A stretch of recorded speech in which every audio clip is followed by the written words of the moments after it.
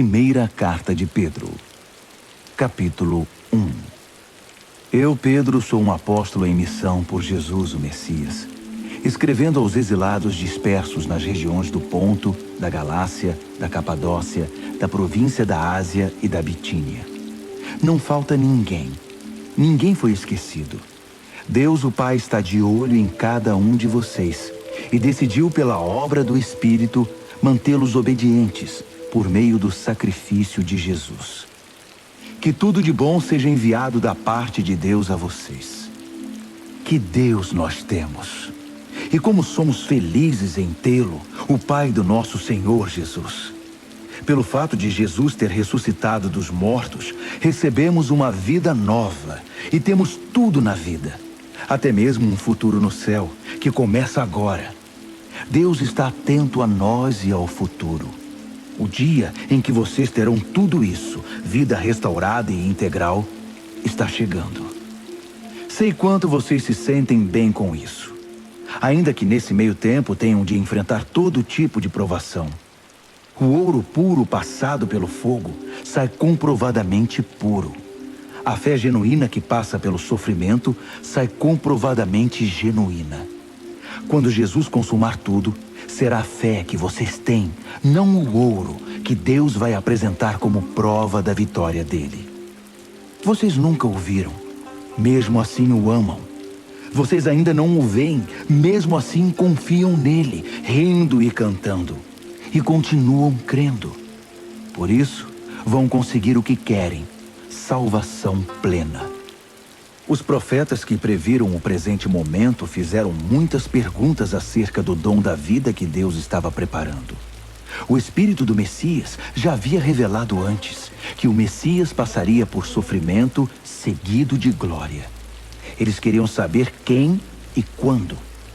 Tudo que informaram a eles foi que estavam servindo vocês, que por ordem do céu agora ouvem por vocês mesmos, por meio do Espírito Santo, a mensagem do cumprimento daquelas profecias.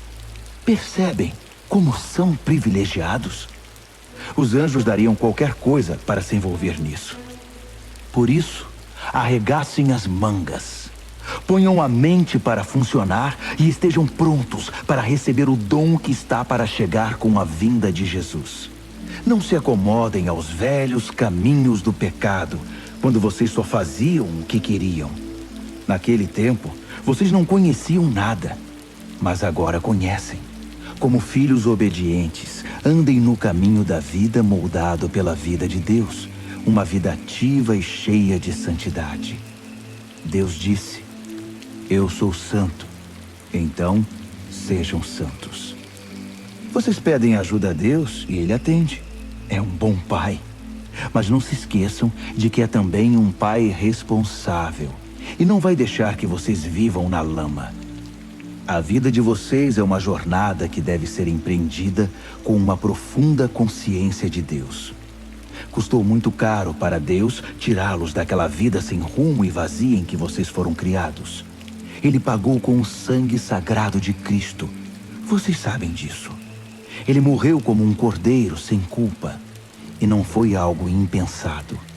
Ainda que só agora, no fim dos tempos, o plano tenha vindo a público, Deus sempre soube o que ia fazer por vocês. É por causa do Messias sacrificado, a quem Deus depois glorificou e ressuscitou, que vocês confiam em Deus e sabem que têm um futuro nele.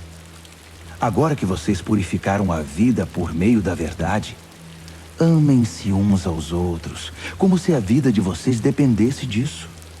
A vida nova que possuem não é como a velha vida.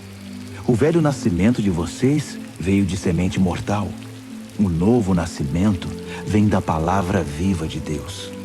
Pensem nisto. Uma vida concebida pelo próprio Deus. Foi por isso que o profeta disse: a vida velha é como a grama. Sua beleza se vai como as flores do campo. A grama seca, as flores murcham, e a palavra de Deus continua e continua para sempre. Essa é a palavra que concebeu a nova vida em vocês. Primeira de Pedro, Capítulo 2. Por isso, limpem a casa. Tratem de varrer tudo que é malícia, fingimento, inveja e comentários maldosos. Vocês já provaram de Deus. Agora, como bebês de colo, bebam a pura bondade de Deus e assim crescerão maduros e completos em Deus. Bem-vindos à pedra viva, à fonte da vida. Os pedreiros olharam para ela e a desprezaram, mas Deus lhe deu um lugar de honra. Apresentem-se como pedras para a construção de um santuário cheio de vida, em que servirão como sacerdotes, oferecendo a Deus vidas aprovadas por Cristo. As Escrituras dizem: Vejam, estabeleço uma pedra em Sião, uma pedra de canto em lugar de honra.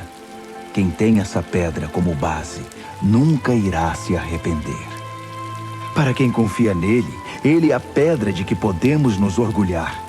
Mas para aqueles que se recusam a confiar nele, a pedra que os pedreiros rejeitaram é agora a principal pedra de fundação. Para quem não confia, ela é uma pedra de tropeço, uma rocha bloqueando o caminho. Eles tropeçam e caem, porque se recusam a obedecer como foi predito. Mas vocês são os escolhidos de Deus, escolhidos para a alta vocação do trabalho sacerdotal e para serem um povo santo. São instrumentos de Deus para fazer sua obra e falar por ele, e para contar a todos quanta diferença ele fez na vida de vocês. De nada para alguma coisa, de rejeitados para aceitos.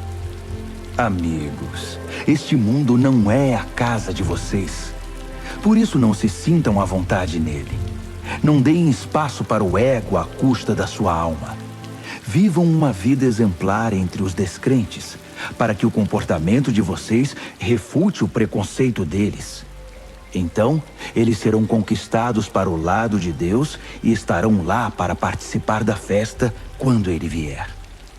Deixem o Senhor orgulhoso de vocês, sendo bons cidadãos. Respeitem as autoridades, qualquer que seja o nível delas. Elas são emissárias de Deus, responsáveis por manter a ordem. É a vontade de Deus que, ao fazer o bem, vocês possam curar a ignorância dos tolos, que o consideram um perigo para a sociedade. Usem da sua liberdade para servir a Deus, não para quebrar as regras. Tratem todos com dignidade. Amem sua família espiritual. Temam a Deus. Respeitem o governo. Sejam bons empregados para o patrão, não apenas para os bons patrões, mas também para os maus. O que importa é que suportem tudo por causa de Deus, quando forem maltratados sem razão. Não há nenhum mérito em receber castigo quando vocês o merecem, mas se forem maltratados por terem bom comportamento, mesmo que sejam bons empregados, é isso que vale para Deus. Foi para esse tipo de vida que vocês foram convidados, o mesmo que Cristo viveu. Ele sofreu e aceitou toda espécie de sofrimento para que vocês soubessem que esta vida era possível e aprendessem a vivê-la passo a passo. Ele nunca fez nada errado, nem disse qualquer coisa incorreta. Ele foi xingado com tudo que é nome, mas não reagiu. Sofreu em silêncio, contente em deixar Deus acertar as coisas. Ele usou seu corpo de servo para carregar nossos pecados até a cruz e nos livrar do pecado, nos deixar livres para viver o caminho certo. Os ferimentos dele são a cura de vocês. Vocês eram ovelhas perdidas, sem saber quem eram ou para onde estavam indo. Agora são chamados pelo nome e guardados até o fim pelo pastor da alma de vocês. 1 de Pedro, capítulo 3. O mesmo vale para vocês, esposas. Sejam boas esposas, cada uma para o seu marido, atentas às necessidades deles. Há maridos que, mesmo indiferentes à palavra de Deus, poderão ser cativados pela vida da beleza santa de vocês. O que importa não é a aparência exterior, o estilo do cabelo, as joias, o corte da roupa, mas sim sua atitude interior. Cultivem a beleza interior, do tipo gracioso e gentil que agrada a Deus. As mulheres santas de antigamente eram lindas na presença de Deus desse modo e eram boas e leais aos maridos. Sara, por exemplo, tratava Abraão como meu querido marido. Vocês serão verdadeiras filhas de Sara se fizerem o mesmo, sem ansiedade e sem acanhamento. O mesmo vale para vocês, maridos. Sejam bons maridos, cada um para a sua esposa. Não deixem de honrá-las, nem de se alegrar com elas. Sendo mulheres, elas não têm alguns dos privilégios de vocês. Mas na nova vida, sob a graça de Deus, vocês são iguais. Portanto, tratem a esposa iguais a vocês, para que suas orações não sejam daquelas que nem passam do teto. Resumindo, sejam agradáveis, simpáticos, amáveis, compassivos, humildes. Isso vale para todos, sem exceção. Nada de retaliação, nada de língua afiada para o sarcasmo. Em vez disso, abençoem, que é a obrigação de vocês. Assim serão uma bênção e também receberão bênçãos. Quem quer abraçar a vida e ver dias cheios de bem, eis o que tem de fazer. Não diga nada maldoso ou capaz de ferir. Despreze o mal e cultive o bem. Persiga a paz com todo empenho. Deus aprova tudo isso, ouvindo e respondendo bem ao que é pedido. Mas volta as costas para os que fazem o mal. Se vocês fazem o bem com o coração e a alma, quem os impedirá? Ainda que sofram por causa disso, é o melhor para vocês. Não deem uma segunda chance à oposição. Em condições favoráveis ou desfavoráveis, mantenham um coração atento em adoração a Cristo, Senhor de vocês.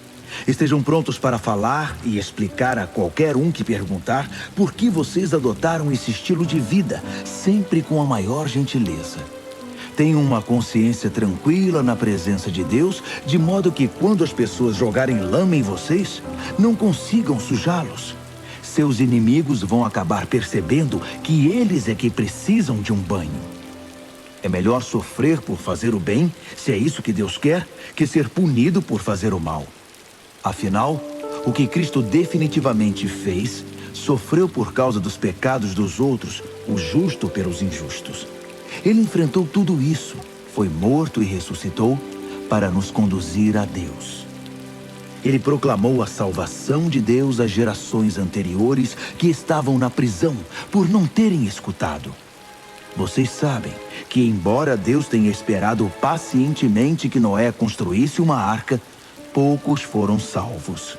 8, para ser exato, salvos da água pela água. A água do batismo faz o mesmo por vocês. Não por limpar a sujeira da pele, mas por apresentá-los diante de Deus com uma consciência pura por meio da ressurreição de Jesus. Jesus tem a última palavra sobre tudo e todos, de anjos a exércitos. Ele está com Deus e o que ele diz, acontece. 1 de Pedro, capítulo 4. Portanto, considerando que Jesus passou por tudo que vocês estão passando e até mais, aprendam a pensar como ele. Pensem no seu sofrimento como uma maneira de abandonar o velho hábito pecaminoso de querer conseguir as coisas do modo de vocês. Assim serão capazes de viver livres para buscar o que Deus quer, em vez de serem escravizados pelos próprios desejos. Vocês já viveram aquela vida que ignorava Deus. Festas toda noite, bebedeiras e depravação.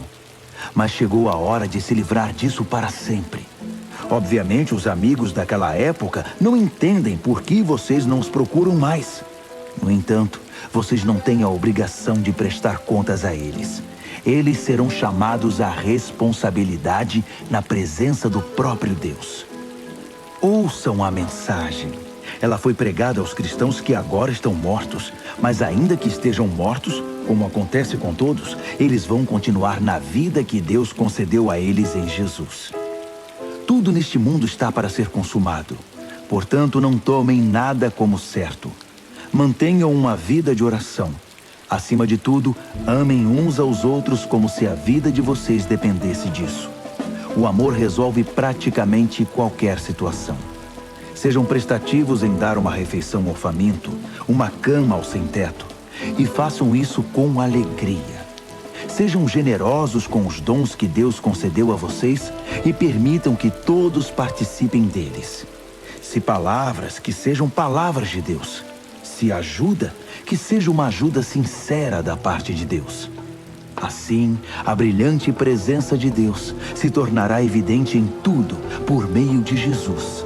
E ele receberá todo o crédito, na condição de quem é poderoso em tudo, para sempre, até o fim dos tempos. Amém. Amigos, quando a vida ficar realmente difícil, não pensem que Deus não está no comando. Em vez disso, alegrem-se, pois vocês estão passando pelo mesmo que Cristo passou. É um processo de refinamento espiritual e a glória está chegando. Se vocês sofrem abusos por causa de Cristo, considerem-se felizes. É o Espírito de Deus e sua glória em vocês que serão vistos pelos outros. Se eles os perseguem porque vocês quebraram a lei ou perturbaram a paz, é outra questão. Mas se é porque vocês são cristãos, não pensem duas vezes. Sejam orgulhosos da condição distinta refletida nesse nome. Chegou a hora do julgamento, e ele começará pela própria família de Deus. Somos os primeiros da fila. Se começa conosco, imaginem como será para aqueles que rejeitam a mensagem de Deus. Se os bons quase não resistem, o que está reservado para os maus? Então, se vocês acham que a vida está difícil porque estão fazendo o que Deus mandou, fiquem tranquilos. Confiem nele. Ele sabe e sempre saberá o que está fazendo.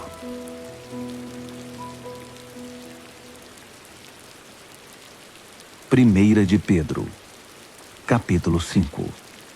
Tenho uma preocupação especial por vocês, líderes da igreja. Sei o que é ser líder, participar dos sofrimentos de Cristo e também da glória futura. Esta é minha preocupação, que vocês cuidem do rebanho de Deus com todo o cuidado de um pastor. Não porque são obrigados, mas porque desejam agradar a Deus. Não calculando o que vão ganhar com isso, mas agindo com espontaneidade. Não como mandões, dizendo aos outros o que fazer, mas apontando o caminho com toda a gentileza. Quando Deus, que é o melhor pastor de todos, manifestar ao mundo seu domínio, ele verá que vocês agiram corretamente e não economizará elogios. E vocês que são mais jovens devem seguir seus líderes. Mas todos vocês, líderes e liderados, devem ser humildes uns diante dos outros, pois Deus é contra os orgulhosos, mas tem prazer em pessoas simples. Portanto, contentem-se com o que são e não empinem o nariz. A mão de Deus é forte e está sobre vocês. Ele os exaltará no tempo certo. Vivam livres de preocupação na presença de Deus. Ele toma conta de vocês. Tenham uma mente tranquila, mas estejam sempre atentos. O diabo está querendo atacar e não quer outra coisa senão apanhar vocês desprevenidos. Não baixem a guarda. Vocês não são os únicos a enfrentar momentos difíceis. Acontece o mesmo com muitos cristãos ao redor do mundo.